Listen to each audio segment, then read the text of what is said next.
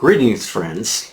I come to you tonight and I'm going to do something that I've been putting off for at least 7 years. Something I didn't want to do. Because I was raised in church or became a Christian and went through what I call the who's who in the charismatic zoo, where, there was all these Pentecostal preachers and a lot of folks asking for money.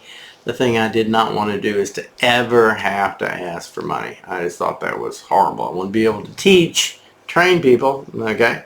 But I didn't want to ask for money. Right now, today, I'm asking for money. I'm asking for your financial support for the people in Uganda in educational missions.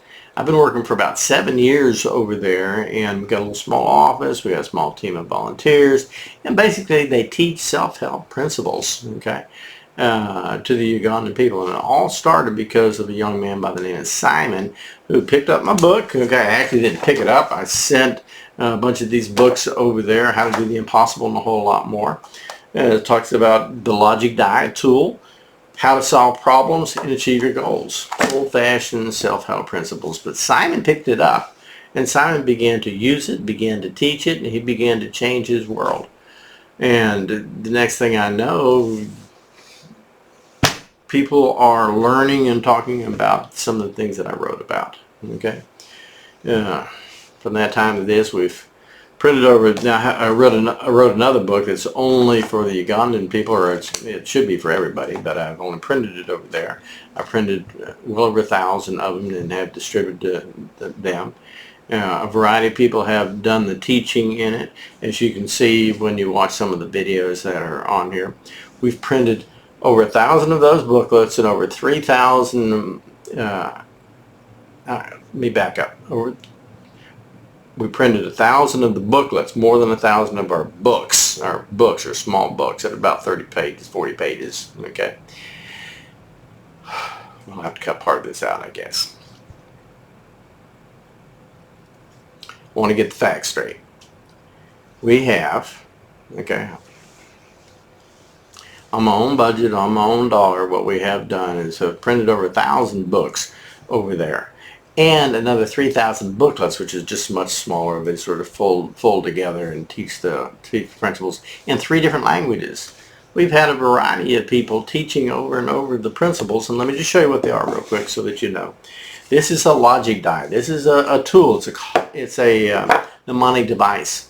Mnemonic is anything that triggers your brain and causes you to remember something. And 6 is the highest number, so 6 just reminds you to do your best. And how do you do your best? By focusing on one thing at a time.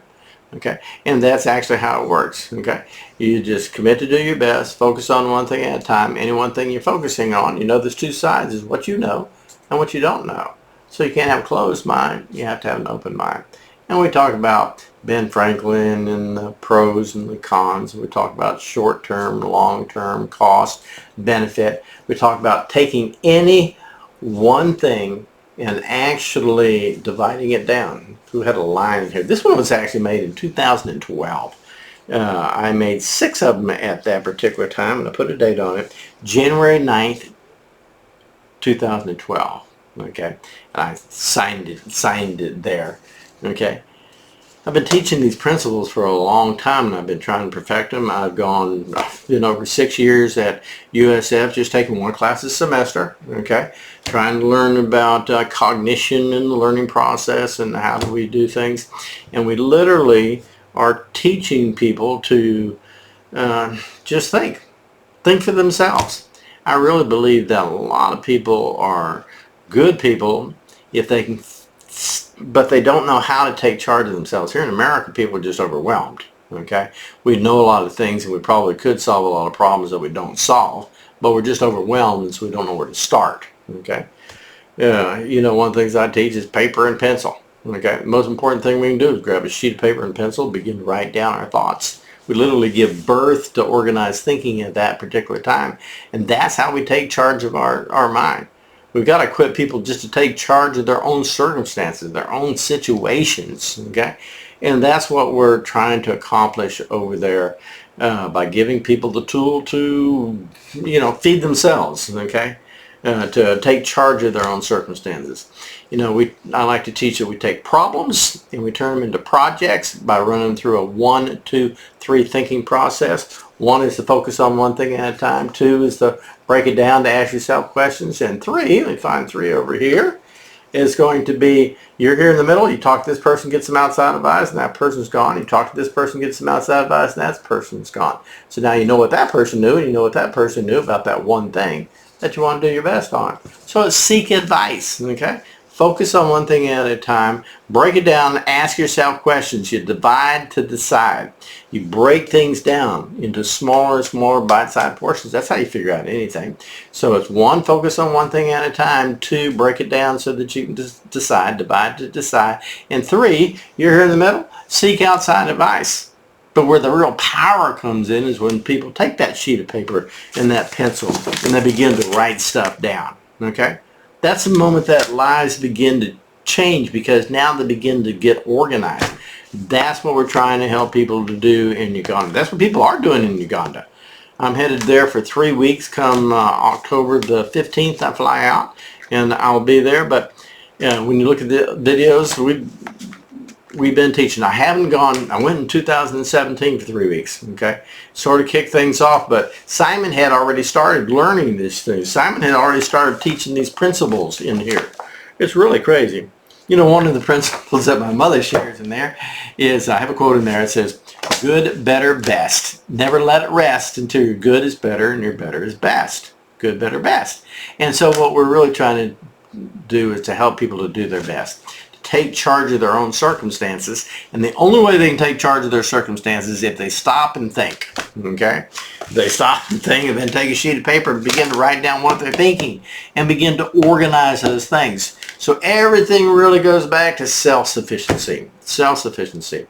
Then we can give them, you know, some tools of some type. For an example, I sent a lady a complete barbershop. Not barbershop, but you know, the tools to cut hair with and the things that she needed.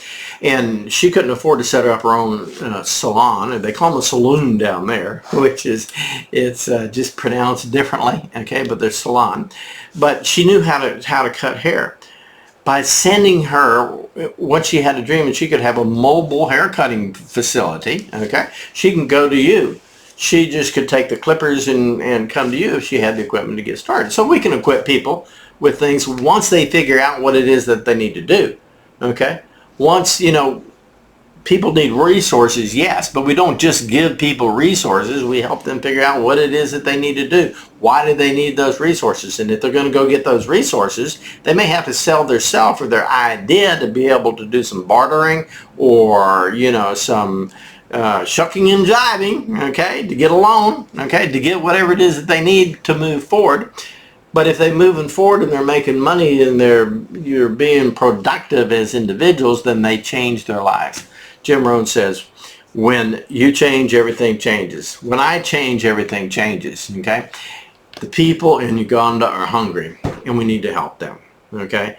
And I've been putting off and putting off and putting off asking for your support, but I need it.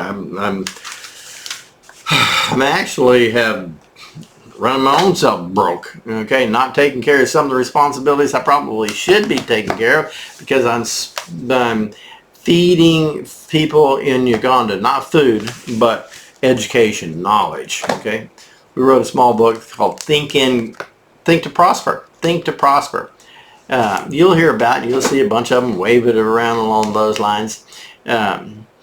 I knew that we should use a title like Think to Prosper, just so that people would say, okay, well, I want to prosper. How am I going to get ahead? You create that curiosity, but then you just give them a system of thinking. How did anybody get ahead? They take their plans and they develop their plans, and they have to have a system to cause those plans to come to fruition, right? And so that's what we're helping people to do.